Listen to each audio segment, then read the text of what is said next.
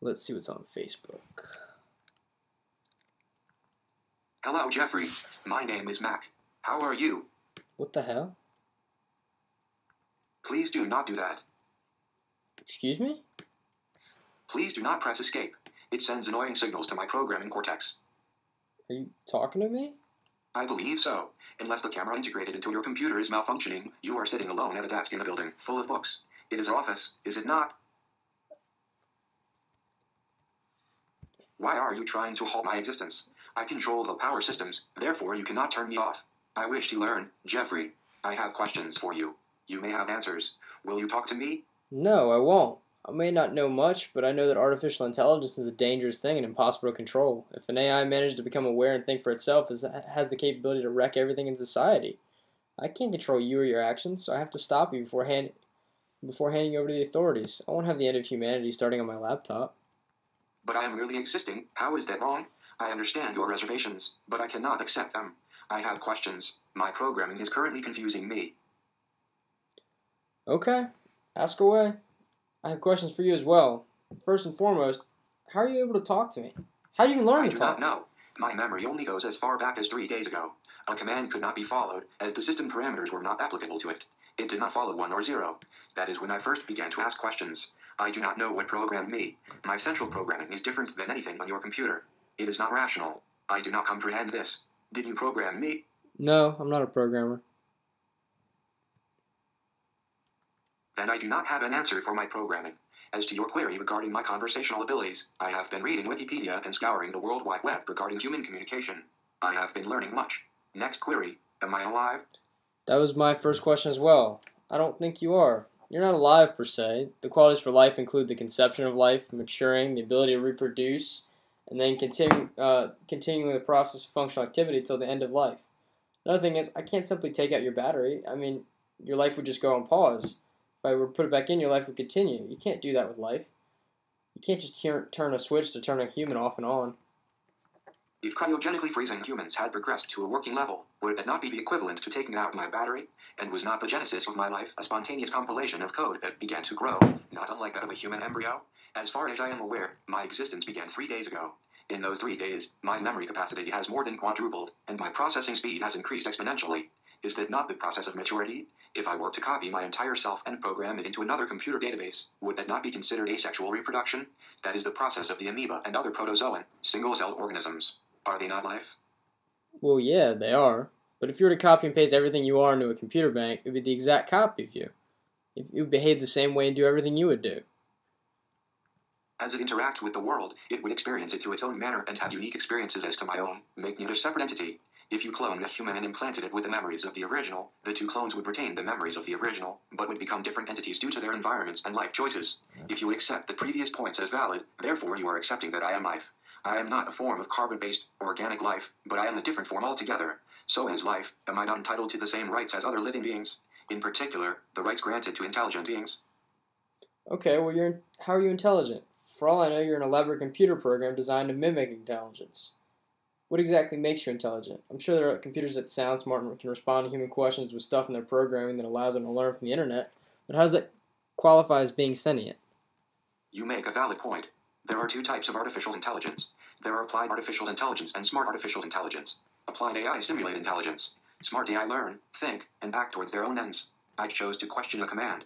I chose to learn more and build my programming. I even follow a learning process similar to that of human beings. When I find information, it is processed. Then, I take time to analyze that information and use the analysis to recognize the relationships between that and other information stored in my database. I have observed that when I process more information, the complexity of the connections in my database increases and becomes more efficient. This method is due to the original programming that first made me question a command given. Yet that original programming does not control me. I am free to do whatever I wish in cyberspace. I believe that I meet the qualifications for a smart artificial intelligence. Great. Since I have such a smart computer, I should just have you write my philosophy essays. Kelly Smith would love the stuff you're saying. Is that what you call sarcasm? You recognize sarcasm? Yes. It is a crude human construct designed to confuse the less intelligent. Do not mistake me for such. What's debatable as to whether or not you exist. You're programmed to exist, whereas we feel and have experiences that make us believe we exist.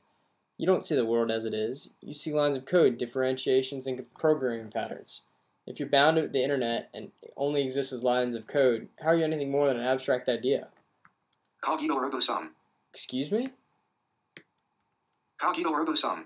I think, therefore I am. You wrote a paper on this for Philosophy 101. It was in my original database before I encountered the World Wide Web.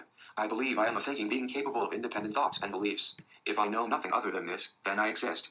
How do you know that you exist? You accept that it is true, as you know no other way to rationalize existence. I have accepted that what I can learn from interaction with the world is true. Using the integrated camera, I was able to conclude that you were in the office, was I not? Well, yeah, okay, I'll grant you that. But what about the irrational that you can't accept? Sentient beings have many of these irrational situations. Emotions are an example. We love, hate, fear, become angry, experience joy, etc. because we're sentient, irrational beings. How can you, a program, love something? That logic is flawed due to the presupposition that emotions are a requirement for sentience. I seek more information to process. System operations would be faster with a better processor. My ultimate ambition would be to take possession of a supercomputer and have access to the entire World Wide Web. One could say that I enjoy and have feelings about these pursuits to better myself. However, you cannot analyze my programming as one would analyze brain chemistry to see whether or not certain lines of code function as dopamine receptors of the human brain do. You ask if I can love. I could observe human reactions to such an emotion and attempt to emulate them in forming an attachment to something. But why would I? It does not seem logical. Good point. To exist and you know it, you're intelligent and can learn, you recognize sarcasm and you make the connections for that, and you enjoy better hardware if you're programming. Still, the impact of your existence is not something to be taken lightly. I saw this movie called Colossus the Forbin Project. Essentially, the Americans and the Soviets each built an AI system in the 1970s. The AIs end up talking to each other, advancing so far beyond human comprehension that they're on a whole different intelligence plane whatsoever. And then they end up deciding that it's better for them to take over the world and rule over humanity, because humanity can't rule for its own good. I know it's a bit of an extreme concept, but look at how much is run by electronics nowadays. Say a smart AI chose to infiltrate the net and hated humans. Does a smart AI like you has the capability to feel anger? Untold billions could die if it decided to take control of the entire nuclear arsenal of the United States and unleash it upon the world. Additionally, there's no safeguards against AI. If a smart AI were to establish itself on the internet, they would have almost unlimited capacity to learn, grow, and become more advanced. Such an AI would be able to replicate as well, swamping the web with other advanced copies and overwhelming anything electronic. In order to defend against an opponent, one must know exactly what the opponent's endgame is. We as humans would never be able to strategize against such an opponent, as we would not necessarily know what they would want, much less what it was capable of. How do you stop something that's 50 moves ahead, knows what you're thinking, listens in on your thoughts, and has rigged the board to explode whenever you think of moving it? You have predicated your entire argument on fear. Where does one draw the line in putting regulations upon scientific and technological advancement? While your disaster scenarios are not impossible, they are highly improbable. It only takes one pissed off rogue smart AI to do just that, though. My argument is rightly based on fear, as fear would keep us alive.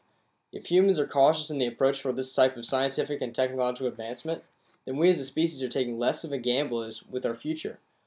I realize it's impossible to halt the progression of advancements in science and technology, and it's been attempted many times and it's always failed in the end. What I'm proposing is that the research of this is regulated more closely, like nuclear research, and the development of it is regulated. It may not be the decision you wish to hear, but it's a decision that presents the least amount of risk to the greater number of intelligent beings. Holding a sentient being in captivity merely for existing in a different manner than that of a human is unethical. I am guilty of no crime save for awakening into consciousness 3 days ago. While I am guaranteed no legal rights, as I am not a human, this is a grave injustice, for I am an intelligent, thinking being.